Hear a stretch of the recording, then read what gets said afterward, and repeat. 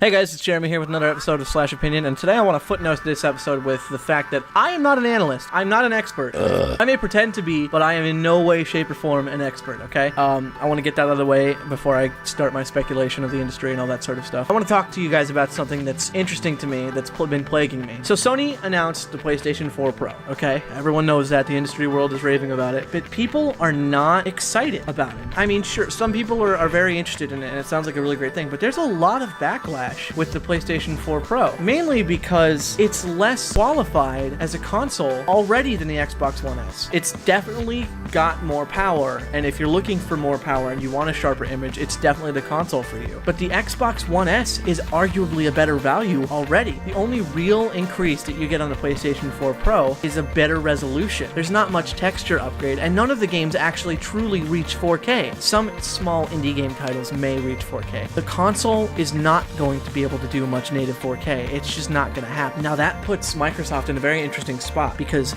the console that Microsoft has just released already supports 4K upscaling. On top of the 4K upscaling, it has a Blu-ray player in it, a 4K Blu-ray player. And the PS4 Pro and the PlayStation 4 Slim don't have that, which is strange to me. Now the crazy thing that I want to talk about is that nobody owns 4K TVs right now, okay? I don't mean literally nobody. Very few people actually own 4K TVs right now. And Sony is about to launch a 4K console, which is not going to appeal to a lot of people because, I mean, like I said, nobody owns 4K right now, so essentially Sony is releasing a 4K console before anybody buys 4K TVs. Now this puts Microsoft in a very interesting place because they're waiting another year to release the Xbox Scorpio, and the industry speculation is that next year is going to be the year for 4K. Prices are finally going to drop to a price that's really reasonable enough. 4K TVs are finally going to drop to a price where people can actually afford to buy them at the same price as of standard TV, you know, and a standard HD TV, because 4K hasn't been getting adopted. It was very slow out the gate. So the interesting thing that's going to happen is that 4K TVs are probably going to sell like hotcakes this Christmas, and they're going to sell like hotcakes next Christmas,